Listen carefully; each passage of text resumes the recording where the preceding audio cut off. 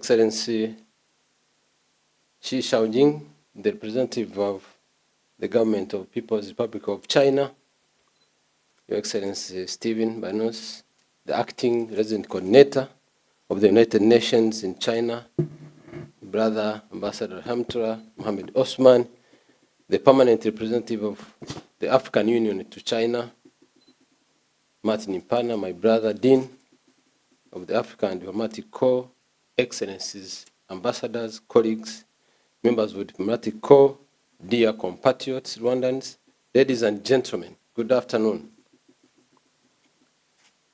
Let me begin by thanking all of you for joining us on the 29th commemoration of the 1994 genocide against Tutsi in Rwanda.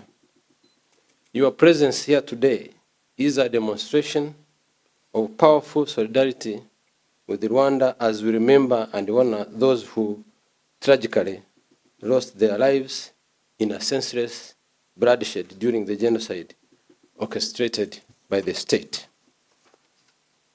I thank all the speakers for delivering messages of support and encouragement during this remembrance period, and of course our own girls for the wonderful poem and the testimony from the survivor.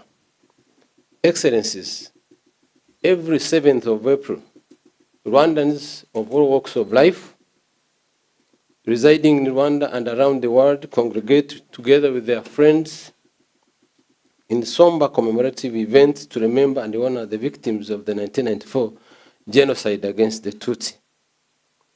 The commemorative day has also been designated by the United Nations as the International Day of Reflection on the 1994 genocide against the Tutsi in Rwanda. And in the same vein, the African Union adopted a resolution to mark 7th April every year as a day of remembrance of the 1994 genocide against the Tutsi in Rwanda.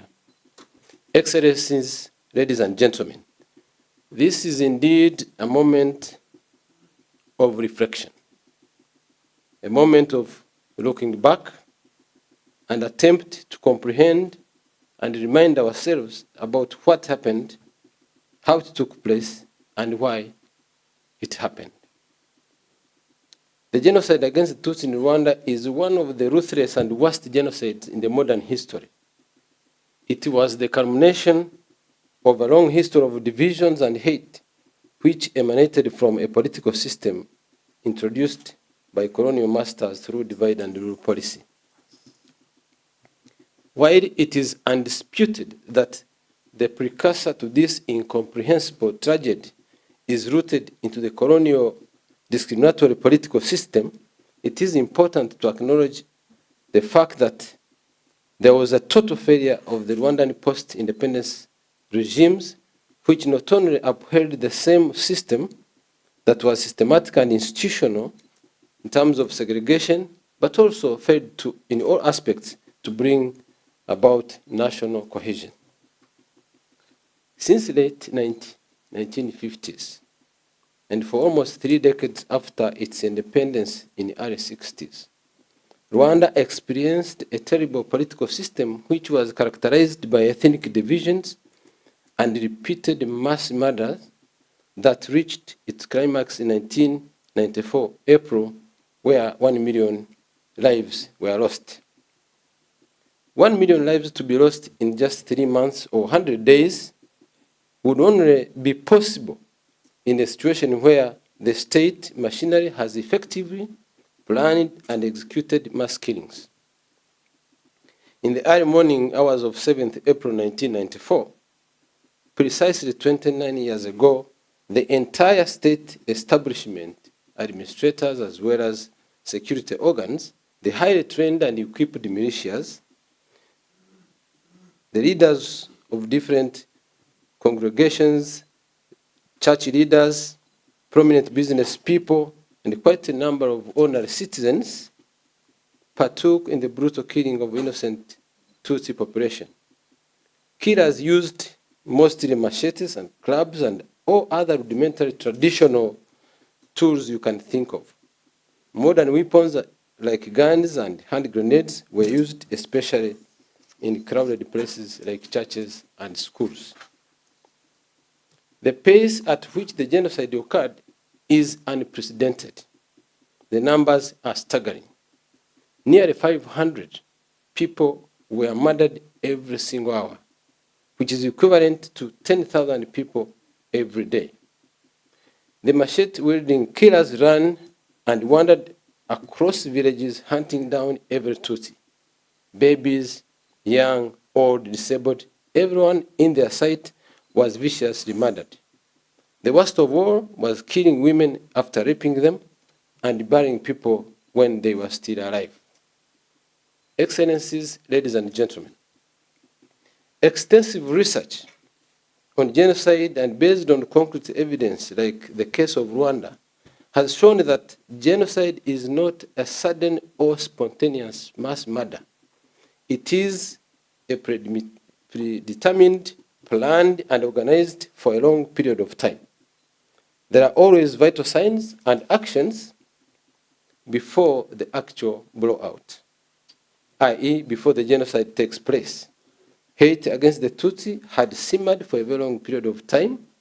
The brutality and the lethal dangers were obvious from the beginning. Right before the genocide happened, General Romeo Dallaire, a Canadian who was the first commander of UN peacekeeping mission, provided adequate information and reports on imminent genocide that was going to happen in Rwanda and requested for additional boots on the ground. Sadly, his appeal reached deaf ears, and instead of providing the requested reinforcement, he was ordered to withdraw even the few he had and evacuate the foreigners, a decision that left the victims at the mercy of their killers. It was stoppable and could have been stopped. But yes, Rwandans were left helpless and the country was engulfed by terror and mayhem. Under these extraordinary challenges, Rwanda Patriotic Army, led by His Excellency President Paul Kagame, had to march through thick and thin to stop the carnage and liberate the country. The genocide was eventually single-handedly stopped and brought to an end on the 4th of July 1994. In this respect, I wish to pay deepest tribute to selfless men and women of Rwanda Patriotic Army, now Rwanda Defense Force, who sacrificed for this heroic act. Excellencies, ladies and gentlemen, as we remember and honor the victims of genocide, allow me latitude to pose one fundamental question. Have we learned lessons from this awful failure of humanity? What happened to our Never Again pledge, which the whole world proclaimed after the Holocaust? I can state without fear or favor that we seem to have not learned enough lessons. Because even as we commemorate the genocide against the Tutsi that happened just 29 years ago, recently, the UN Special Advisor to the Secretary General on Prevention of Genocide has designated the current situation in the Eastern DRC as a warning sign of societal fragility and proof of the enduring presence of the conditions that allow large-scale hatred and violence. She reminds all countries about the prevalence of armed groups, including the FDR, which is comprised of remnants of the perpetrators of the 1994 genocide against the Tutsi in Rwanda, which still spreads the hate, the genocide ideology, and causes havoc in Eastern DRC and the entire region. Excellencies, despite the collaborative efforts that have brought some perpetrators of genocide to book, there is still a huge task ahead of us. A task of bringing to justice the negative forces and fugitives who are still at large, some far away in North America, as well as in Europe and others in Africa. In this regard, we call upon all nations to apprehend and bring to account the genocide suspects residing in their respective countries. Allow me to appreciate all countries that have either conducted trials in their respective jurisdictions or extradited the suspects. Another critical aspect of justice is dealing with the persistent denial of genocide, which if left unchecked, may lead to another cycle of similar atrocities. The effective way of tackling this problem is to enact laws punishing any form of genocide denial. It is important to appreciate many countries, especially in Europe, that have already enacted these important legislations. It is also important to remind ourselves that for all signatory countries to the 1948 UN Convention on the Prevention and Punishment of the Crime of Genocide, we are obliged under this convention to fight and prosecute hate speech and crimes of genocide in our respective countries. As for those countries that have not yet ratified this convention, it is expected that they will fulfill this fundamental international obligation. It is therefore extremely important for all of us to work together in the fight against the denial of genocide and its ideology, with the ultimate goal of making the world a peaceful place to live for this generation and the generations to come. I hold a very strong view that we have everything we need within our powers to create better societies that believe in inner harmony and outer peace as fundamental ways of getting to create peace on a wider scale for common interest of humanity. Excellencies, ladies and gentlemen, the theme of this year's commemoration is Remember, Unite, and Renew. As we remember this painful, tragic past, Rwandans are called upon to uphold what is truly important for them, their unity, and work together to build a country that belongs to all of us. And to quote His Excellency President Paul Kagame, I quote, "We cannot turn the clock back, nor can we undo the harm caused.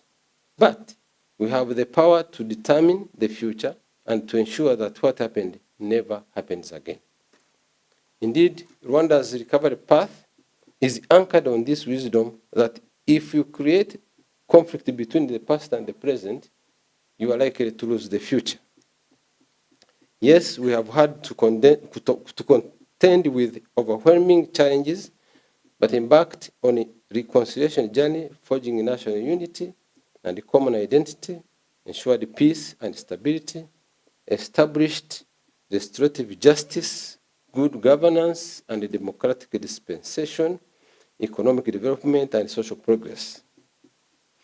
These important aspects of national life are built on a strong foundation of our cultural and traditional values and respond to a peculiar historical context. Suffice to say that despair, hopelessness, agony have been replaced by hope and aspirations to all and live better life by building a country that belongs to all Rwandans and the entire humanity. Finally, allow me to express my gratitude to all of you and your government for the continued support throughout Rwanda's positive transformation journey. Thank you so very much, and may God bless you. Shishe.